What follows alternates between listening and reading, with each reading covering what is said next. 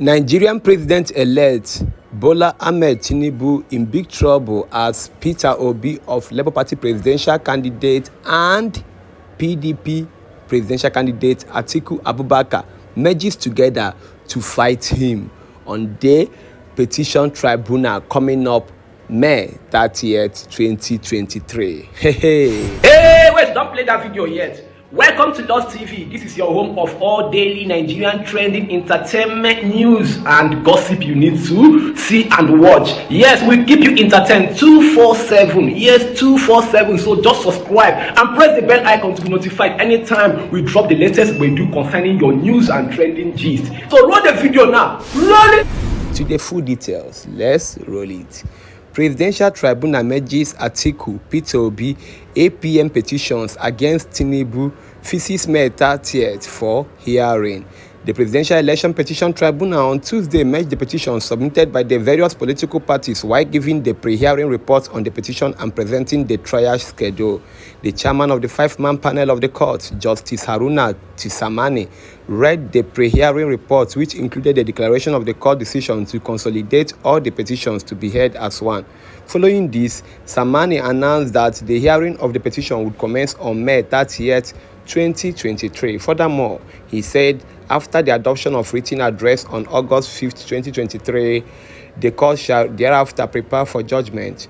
People's Democratic Party (PDP) and its presidential candidate Atiku Abubakar expressed support for the presidential tribunal election motion to harmonize all three cases submitted to challenge Bola Ahmed Tinubu's victory in the 2023 elections.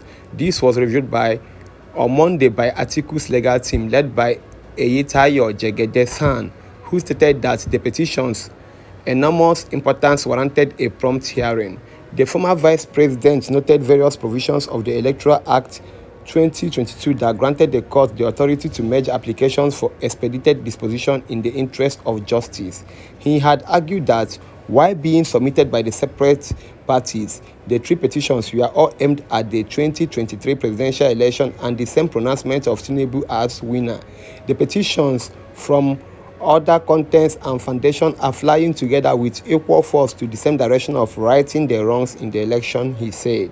According to the former vice president, it is natural and acceptable for the court to do everything in its power and under the law to bring justice to the parties. He asked the court to dismiss Tinubu's and APC's objection, claiming that the goal was to delay the hearing of the petitions against natural justice. However, the Independent National Electoral Commission (INEC), represented by Chief Kemi Pehiro-san, said it would abide by the decision of the court. And that's not all, but there is one major winning that Tinubu did, which is still going to give him a lead ahead of these two parties that are merged together.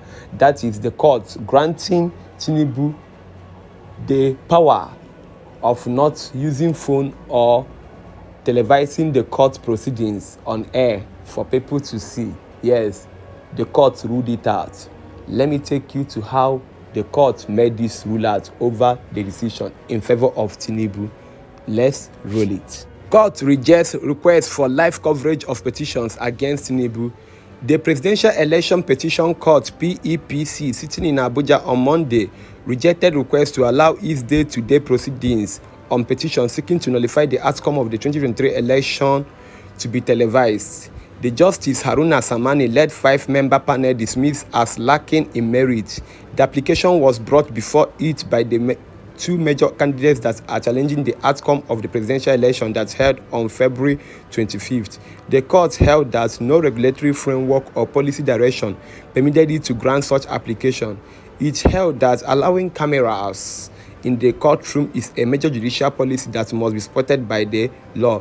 The court can only be guided and act in accordance with the practice, directions, and procedures approved by the President of the Court of Appeal. We cannot permit a situation that may lead to dramatization of our proceedings, Justice Samani held. Besides, the court held that the request was not part of any relief in the petitions before it, saying it was merely hinged on sentimental claim that it would benefit the electorate. It maintained that the petitioners failed to establish how televising the proceedings would advance their case, adding that such live broadcasts would not have any utilitarian value to add to the determination of the petitions. whereas it was a former vice president of the candidate of the People's Democratic Party (PDP), Alhaji Atiku Abubakar Waziri, who came second in the election, that initially made the request for a live coverage. Subsequently, candidate of the Labour Party, Mr. Peter Obi, threw his weight behind the demand for live broadcast of proceedings of the court on the petitions. The duo, through their lead lawyers, Chief Chris Uche San and Chief Levi Uzoku San, maintained that petitions that they lodged to query the declaration of the candidate of the ruling All Progressive Congress (APC), Asiwaju Bola Tinubu, as winner of the election, was a matter of monumental national concern and public interest. Hey, this story, this matter, this news, it shock me. I don't know wetin I go talk over this issue, but the only thing I go say be say I leave everything for the judge to declare finally. So May 29th is the inauguration of Tinubu as president, and May 30th is the hearing of the last court proceedings on who to be the president. You go choke be that too. Now I will leave it for you on the comment section to drop what you have to say over this. Please, the obedience in the house. Let's make the comment section lively and respectfully. I come in peace. I go by the name Black Mamba. I love you all. Namaste. Bye bye.